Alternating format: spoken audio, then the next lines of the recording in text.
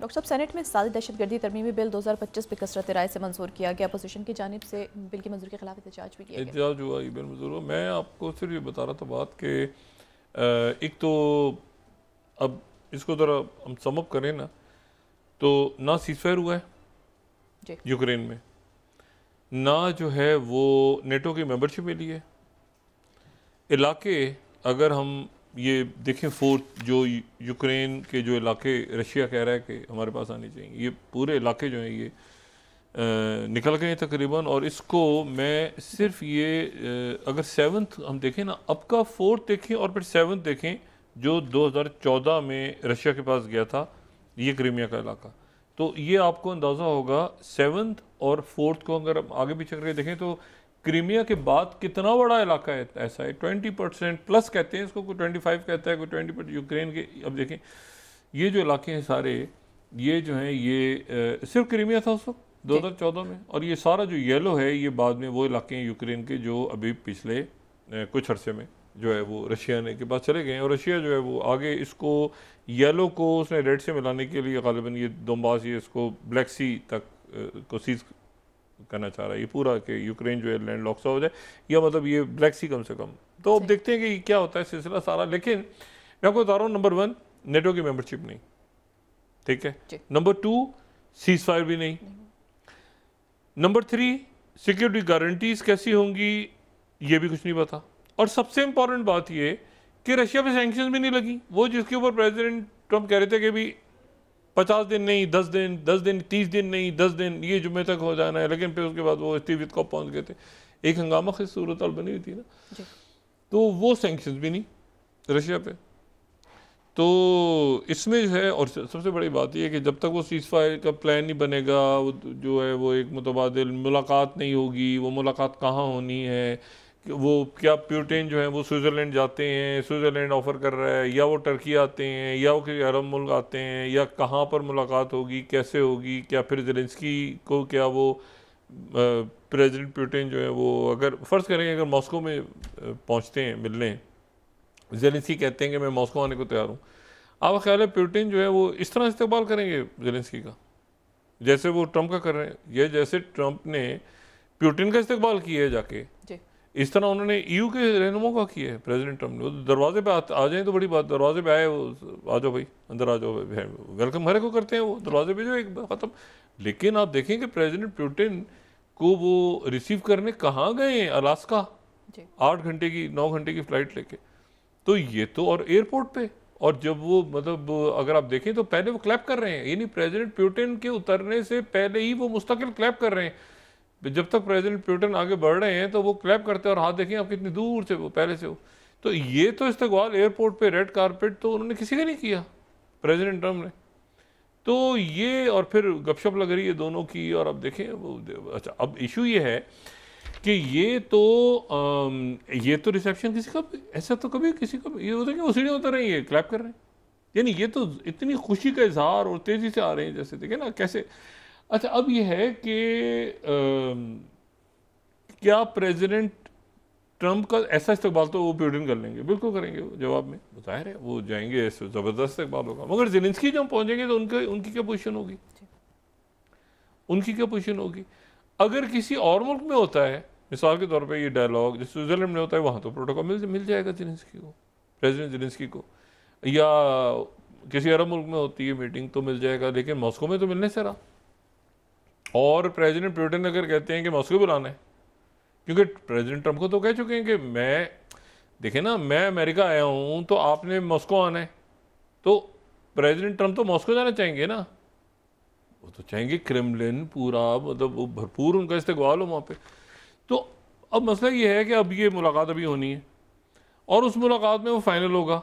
अच्छा ये तो तय हो गया कि जितने इलाके चले गए वो सीज़फायर की शक्ल क्या होगी, ट्रूप्स होंगी, बूट्स ऑन ग्राउंड आएंगे, 2 मुल्क आएंगे, 3 मुल्क आएंगे, और रशिया क्या उनको मतलब खातिर मतलब कैसे उसका गारंटर कौन होगा, प्रेसिडेंट ट्रंप की गारंटीज एक्सेप्ट कर लेंगे। यहाँ जो गज़ा में सूरत हाल है मैं उससे बात करूँ कि गज़ा में तो सीज़फायर प्लान अप्रूव हो गया है, ये वही है जो स्टीव विटकॉफ का प्लान था।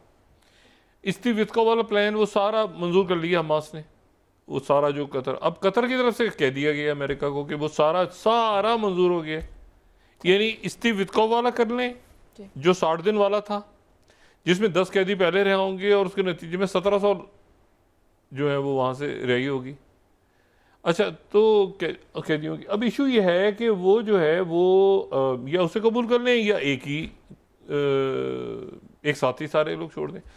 वहाँ पे वो रफ़ा के ऊपर और बाकी मामलात के ऊपर बात चल रही, तो वो सारा वो भी प्लान हो गया, वो सारा स्टीव विटकॉफ वाला ही मंजूर कर लिया। मास ने कहा ये कर लें, इसमें तरमीम वाला कर लें, जो भी करना है कर लें, अब करें। वो कतर के वज़ीर आज़म जो हैं और वली है जिनका बड़ा इंपॉर्टेंट रोल रहा है, उन्होंने अभी कन्वे कर दिया। अब कोई एक चवन्नी की वजह ऐसी नहीं बची जिसके ऊपर जो है वो ये फौरी जंगबंदी ना हो वज़ा में। और उसमें ये भी कंडीशन है कि अगर आप कंडीशन रखते हैं कि 10 कैदी और यानी 10 यरगमाली और बाकी जो हैं वो 50 हैं उनके पास, तो वो इसराइल कहता है कि नहीं 20 रह गए जिंदा और इतने, वो 12 जो भी है।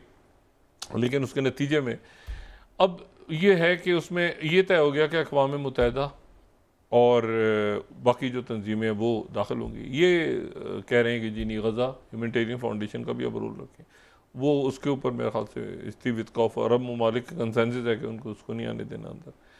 और बाकी वो जो गवर्नर शवर्नर वो जो आ रहे थे वो भी सारा, तो वो अब इशू ये है सारा कि वो सारा का सारा इनकी तरफ से अप्रूव हो गया और वो चला गया है प्रेसिडेंट ट्रंप की जानिब से। अब प्रेसिडेंट ट्रंप ये सीज़फायर तो कर रहे हैं जब ढूंढ रहे हैं कि फौरी तौर पे कुछ सीज़फायर, और ये जो सीज़फायर है ना, ये जो जंगबंदी और यहाँ पे जाना है, ये आप समझें कि वो रवांडा और ये वो जो कहते जा रहे हैं ना, ये कत्लेआम अगर वो नहीं रुकवाते ना, जितने दिन इसमें गुजरते हैं, ये हॉन्ट कर रहा है पूरी दुनिया को। और प्रेसिडेंट ट्रंप और पूरी दुनिया को हॉन्ट कर रहा है, इस्लामी मुल्कों समेत कि ये कत्लेआम हो रहा है, तो बाकी मतलब इसमें ये कैसे क्या दुनिया तमाशा देख रही है बैठ के। तो ये जो है अब इसको प्रेसिडेंट ट्रंप जो है, मेरा ख्याल है इस दौरान जब तक वो चलेगा मामला कि भाई यूरोप के मुल्क सोच विचार करते हैं आपस में, फिर मीटिंग होती है, फिर वो मिलते हैं, फिर वो उस दौरान सीज़फायर तो हुआ नहीं, इस दौरान वो शायद दावत आ रही है उनको प्रेसिडेंट पुतिन की, क्या आवाज़ है। अच्छा, अभी तक कंफर्म नहीं हुआ, कल तक कंफर्म होगा। अगर इस दौरान उनको दावत आ गई कि आप आएँ, आपने तो कहा था कि मैं 22 तारीख को आऊँगा जुमे को, तो आप आ जाएँ, और वो आता रहेगा दिन, इसकी बाद में देख लेंगे कि बिल लेंगे जाके। तो ये बायलैटरल ताल्लुकात तो है ना हमारे आपके साथ, तो फिर क्या होगा। तो ये भी एक प्रेशर है इन पर। ये हो सकता है प्रेसिडेंट पुतिन की ये बात जो है ये ना शेयर की हो प्रेसिडेंट ट्रंप ने, क्योंकि वो यूरोप को अलग देख रहे हैं, पुतिन को अलग देख रहे हैं अपने ताल्लुकात को। तो ये एक ऐसी सूरत हाल है गज़ा का, जो कि बिल्कुल अब जो है वो एक ऐसी जगह पे जहाँ कोई वजह ही नहीं है, सारा जो भी साहिल आगे पीछे। और अब चूँकि वली अहद खुद मौजूद हैं कायरो में, कतर के जो वज़ीर आज़म और वली अहद खुद मौजूद हैं, और उनकी तरफ से मैसेज गया ये सारा अरब ममालिक की तरफ से। तो ये नहीं है कि सीनियर हुकाम है, वो सारे जो फ़लस्तीन के हमास और फ़लस्तीनी अथॉरिटी और बाकी सारे ग्रुप जितने हैं वो वहाँ पे मौजूद हैं, और उनकी तरफ से कंसेंसस चला गया। अच्छा, अब ये है कि अब इसके ऊपर प्रेसिडेंट ट्रंप के पास कोई वजह अब बचती नहीं कि वो फौरी तौर पर देखना है ये कि वो कैसे किस शक्ल में अनाउंसमेंट होती है। वो खुद आते हैं, आके यहाँ पे मिलते हैं, सिर्फ वो जो है स्टीव विटकॉफ को पहले भेजते हैं, क्या करते हैं। लेकिन ये कि उधर जो है वो मामला जूं का तू ही है, यूक्रेन में लड़ाई जंग जारी है। जो बड़ी एक डिप्लोमेटिक पेशरफ्त हो रही है वो हो रही है जो चाइना के वज़ीर ख़ारजा जो हैं वांग यी, वो इंडिया में, भारत में, और उनकी वहाँ पे मुलाकात जो है वो हुई है उनके जो फॉरेन मिनिस्टर हैं जयशंकर जी से, उनसे मुलाकात हुई है। फिर उनकी मुलाकात हुई Indian prime minister Modi ji से। फिर उनकी मुलाकात जो है वो NSA से हुई है, इंडियन NSA जो अजीत डोभाल।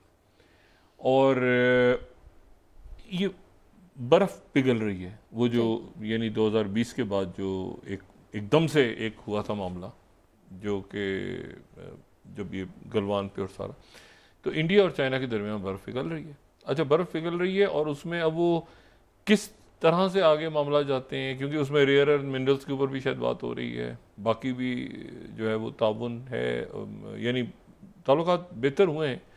और वो बेहतर मतलब वो नहीं है मामला कि वो जो यानी बेकार किस्म की मुलाकातें होती थी ना बहुत सारी, इधर से डेलीगेशन गया, उधर से डेलीगेशन गया, उधर से कुछ नहीं हो रहा, कुछ नहीं हो रहा। ये जो मीटिंग है, ये जो मुलाकातें हो रही हैं, ये मेरे ख्याल से इसका कोई ना कोई नतीजा निकलेगा दोनों मुल्कों के दरमियान। एक जो तलखी मौजूद थी और कोई बेहासिल सी मुलाकातें होती नहीं इतने अच्छे साथ, इसमें इसका कोई ना कोई नतीजा निकलेगा। और साथ ही जो इंडियन फॉरेन मिनिस्टर हैं जयशंकर जी, वो पहुंच गए हैं मॉस्को। तो ये बड़ी एक interesting equation global chess board पे बन रही है। और उसके बाद वो वहाँ से इंडिया से उन्होंने पाकिस्तान आना है और यहाँ पे स्ट्रेटेजिक डायलॉग होना है जो चाइना के फॉरेन मिनिस्टर हैं। तो ये अब इस पूरी सूरत हाल में ये जंगें कैसे रुकती हैं, ये तलखियाँ कैसे ख़त्म होती हैं। लेकिन यहाँ पे एक बात बड़ी इंपॉर्टेंट है ना, वो बात इंपॉर्टेंट है कि अगर वो जो इंडिया का जो पॉइंट है वो ये है भाई, जो मैं उस दिन भी कह रहा था कि वो सुनाना होता है उधर, करना होता है उधर, तो गुस्सा इधर उतार देते हैं। ये अजीब फॉरेन पॉलिसी है। तो अब मेरा ख्याल है कि इसकी भी कोई वजाहत यहाँ से, मतलब मेरा ख्याल है कि इंडिया शायद अब वो लेकिन कैसे फिर टैरिफ वो देखें ना, वो वही रशिया पे नहीं लगे तो इधर कैसे लग रहे हैं भाई, इधर कोई अब यानी ये भी एक अजीब सी सूरत हाल है ना कि वो अगर रशिया पे नहीं लग रहे और रशिया पे उन्होंने नहीं लगा रहे सैंक्शन, तो इंडिया पे क्यों लग रहे हैं? मतलब एक इंडिया का भी एक पॉइंट तो है ना। लेकिन वो तो फॉरेन वो तो बताएंगे ना कि कैसे भाई, कैसे इस मखमसे से कैसे निकलना है। क्योंकि वो तो टैरिफ जो है वो कहते हैं अच्छा ये तो रशिया से ऑयल लेते हैं, इस टैरिफ लगा दो, वो भाई रशिया पे आपने लगाए। तो ये अब लेकिन मतलब है कि वो किस हद तक जवाब देते हैं अमेरिका को, कहाँ तक जा सकते हैं क्या। और 6000 स्टूडेंट्स का उन्होंने सारे दुनिया से जो आए हुए थे, 6000 ही हैं गालिबन, 6000 हैं या 6000 उनका जो इंटरनेशनल वीज़ा इशू हो गया, उनकी क्लासेस शुरू होने वाली थी, वीज़ा रिवोक हो गया अमेरिका का। और वो कह रहे हैं रूल्स पूरे नहीं किए, क्या पता नहीं। तो अब ये है कि बहरहाल ये बड़ी अनसर्टिनिटी है और इस अनसर्टिनिटी में नए ब्लॉक्स, इसी में से नई जियो पॉलिटिक्स, इसी में से नया ऑर्डर, इसी में से नया डिसऑर्डर और फिर ऑर्डर, कहीं ना कहीं ये जो मामलात हैं ये तो जंगबंदी नहीं हो सकी। यानी ना जंगबंदी हो सकी, ना जो है वो इंटरनेशनल गारंटीज किसी काम आई। यानी वही अब सिक्योरिटी गारंटीज मांग रहे हैं वो जो एक ज़माने में यूक्रेन को दी जा चुकी हैं कि आपके साथ कुछ नहीं होगा, आप न्यूक्लियर छोड़ दें। अब वो सिक्योरिटी गारंटीज पे कैसे हैं, वो क्या, कौन है उसका ज़ामिन? अक़वाम मुत्तहिदा, उससे तो पूरी दुनिया आ गई थी उनको कहने के लिए आप न्यूक्लियर छोड़ दें भैया, आप हम गारंटी देते हैं। तो ये गारंटीज़ और ये सारा मामले जो हैं ये मतलब एक तरफ आपको टर्मोइल ख़त्म होता भी नज़र आता है, लेकिन दूसरी तरफ ये बहुत ज़्यादा बढ़ता हुआ भी नज़र आता है। ठीक है ना। और ये गज़ा जब खुल जाएगा, अभी खुल गया देखें ना, ये इसमें तय हो गया है कि रोज़ इतने ट्रक दाखिल होंगे, इसराइल की फ़ौज विड्रॉ कर जाएगी और ये सारा इस्तीवित्कॉफ का प्लान तकरीबन मान लिया।